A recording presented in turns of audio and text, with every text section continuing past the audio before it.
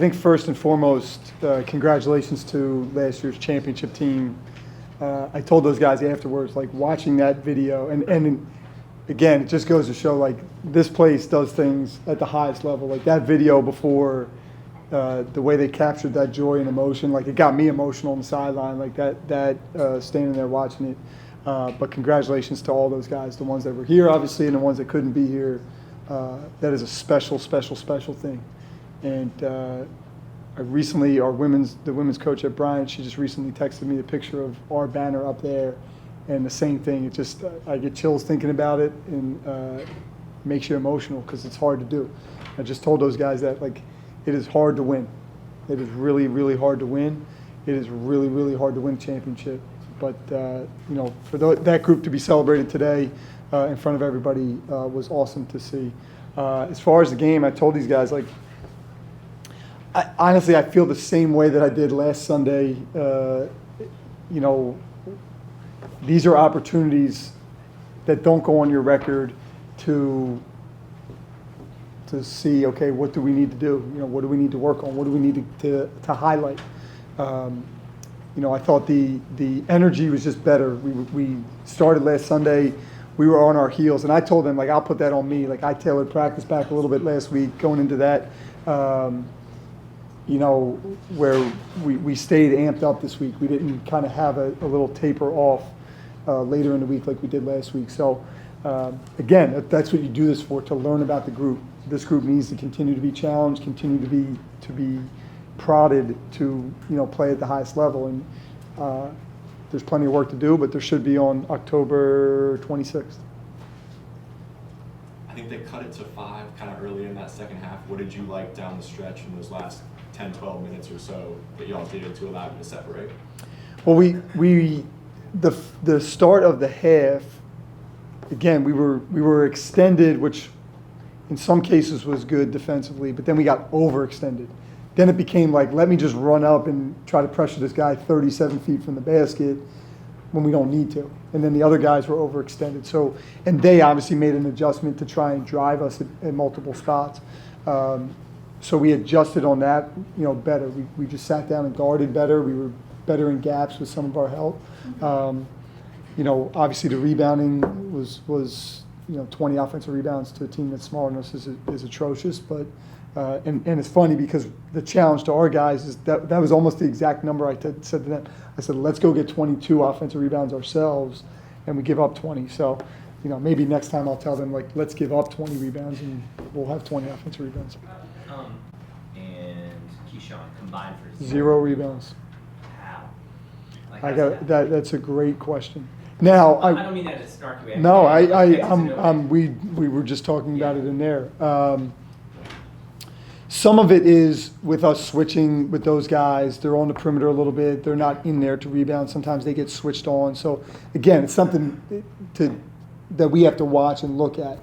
The other piece is, in certain cases, and actually last Sunday was more of this case, sometimes when they're matched up and, okay, you've got a monster offensive rebounder, the job is to just keep that guy off, right? And the other guys have to clean it up. Now, you flip it and you go, okay, but your wing's got 20-some rebound, right? Like, so you're getting rebounding, but yes, they have to be more active. And again, the defensive rebounding, sometimes that gets skewed towards, yes, you challenge the shot, somebody else rebounds, you come up to help, the rebound. It's the offensive side. Like, those guys have to be more of a presence on the offensive glass. They can be and they have to be, right? They have to be dominant on the offensive glass for us. You know, so again, it's something we'll look at. It's something we've already talked about and said, all right, we need to look at this and figure out, you know, again, some of it might have been them in spots where they couldn't rebound. Other times, like, they got to go in and fly in there and rebound for us, especially in the offensive end. Because you said.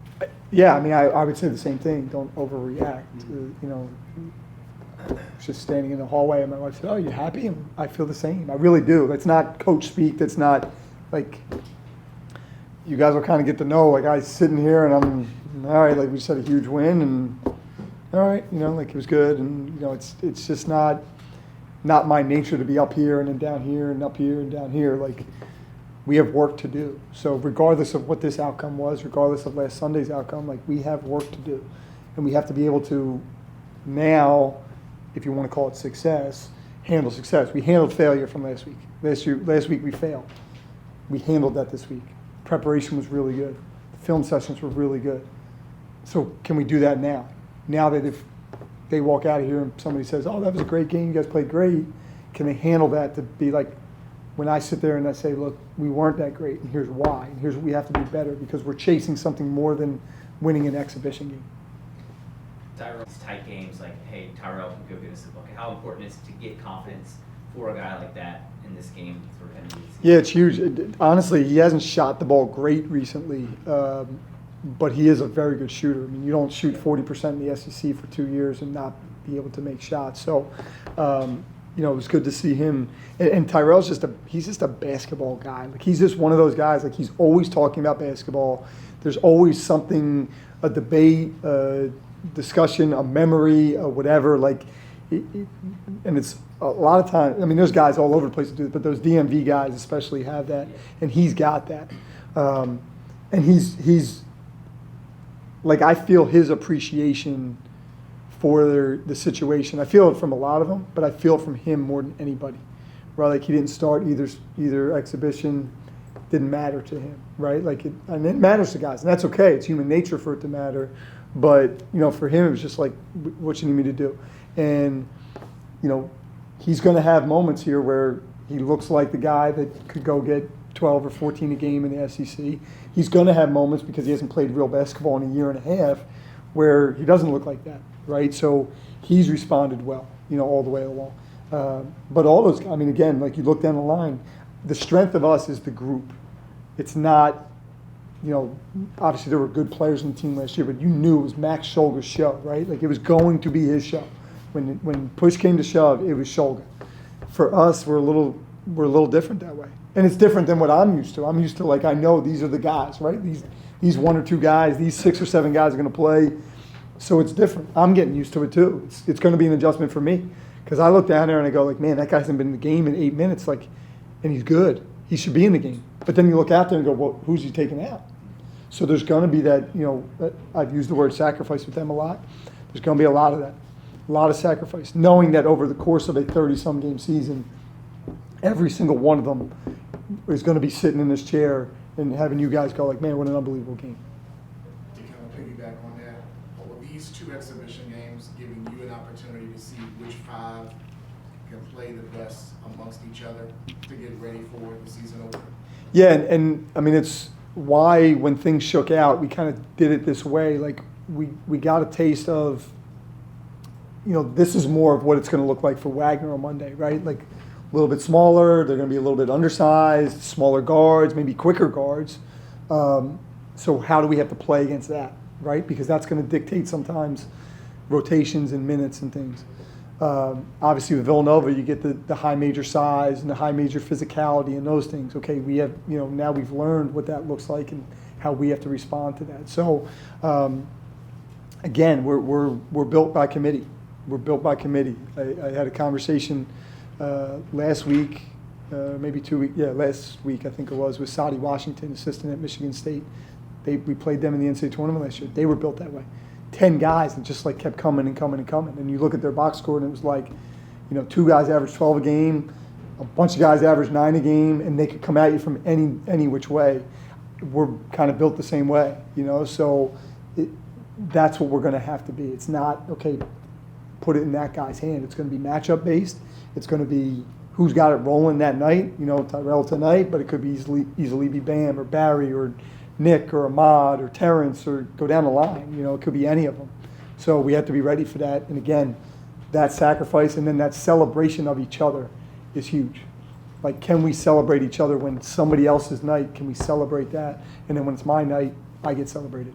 What did you like about Tracy's game? I'm sorry. What did you like about Tracy's game tonight, and how he will, I guess, how his fingerprints can be implemented with the system?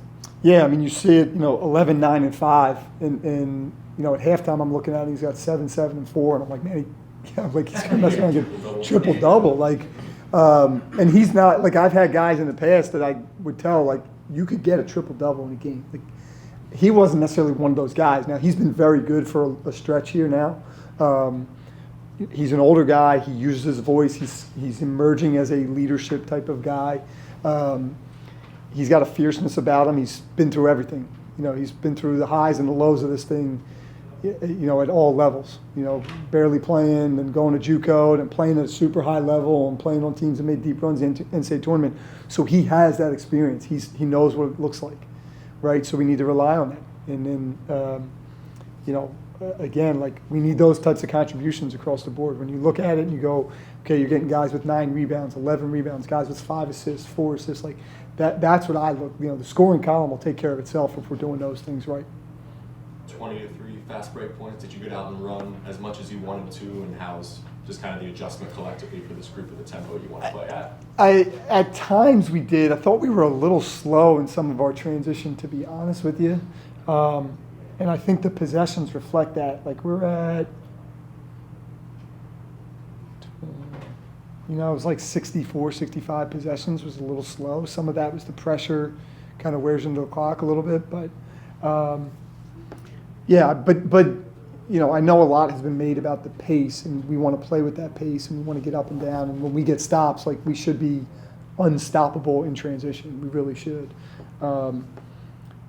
But we're going to win how we need to win, right? And if that means we play at 65 possessions and we hold a team to 33% and 20% from 3, and hopefully not give them 20 friggin' offensive rebounds and not put them on the line 25 times, then you know, that's how we'll win. You know, again, winning's hard, so we're going to do it however we got to do it. Coach, at Bryant, you guys were pretty elite scoring inside the arc last 2 years. Was not the case at Villanova. 73% tonight. What was the difference other than opponent? Well, we watched a lot. We watched all of it, you know, from Sunday, and a lot of those we were in there. We went to, like, try and get fouled or try and get a call, like, just go finish, right? Like, we were kind of taking off from weird spots too. It was like some weird stuff. We work on finishing a lot. I mean, we do it every day. Anybody that's seen us practice, like, we're in there every day. There's a heavy multiple segments of working on finishing, right? So for us to go there and not finish, right? And it's not like, I always say, like, you go to finish, you make a good move, and you go in there to finish, the guy blocks your shot, like, good block by him, right? Like, you go in there and miss a layup, it's like, oh, you missed that layup. So, you know, we should really be in there to finish. And I thought tonight we did that. Like, you know, it was a conscious effort right from the get-go of we're going, get to the rim, get to the paint, go finish. That's really where the game's built. Like, again, like, a lot of our stuff has been talked about, like the pace and shooting threes. Like, we really weren't and haven't been, and we're not really built that way with this group. We have guys that can make shots, but we got to be built on punishing the lane, finishing at the rim. That's where those are the backbreakers. Like, that's where we got to the foul line because we were getting in there, going strong. Now you get the call, and that's what it should. That's what it should be. Yeah, Do a couple more. When we spoke on Friday, you mentioned that the pace that has been spoken about, it really starts on the defensive side, despite it's like an offensive statistic. How would you say, like, the defensive pressure tonight? Do you think it, like, was effective? Like, talk about that. Yeah, I thought so. I mean, they only had 3 turnovers in the first half, which was low. Like, but we got them 8 times in the second half, and sometimes it's that. Sometimes you need, you know, what's the old Herman Boone from Remember the Titans? Like, you know, it's like Novocaine. Just give it time; it's going to work. Like, that's what it is with the pressure a little bit. You know, like, they start throwing guys in there, backup guards go in there, guys come back in and they're tired, and now you can turn them over. It's hard to just take somebody's ball at this level. Like, you're just not doing that a lot. But again, with our ability to come in waves, and now, okay, all right, this guy's coming out and that guy's coming in, and there's no drop off. You know, we can stay up in pressure. But yeah, I mean, it's something that I think we can thrive under. Still a work in progress, though. What were your thoughts on Michael Bell tonight? Third in points on the team and third in rebounds coming off the bench, and how good is it to have him back on the team? Yeah, I mean, his energy, his toughness, his versatility, you know, all bode well. And he obviously was out for a little bit, kind of slowly getting him back. He had a great day of practice on Tuesday, right? And for him, it's just about keeping it simple. You know, like just don't try to do too much. But when you keep it simple, like you're pretty darn good.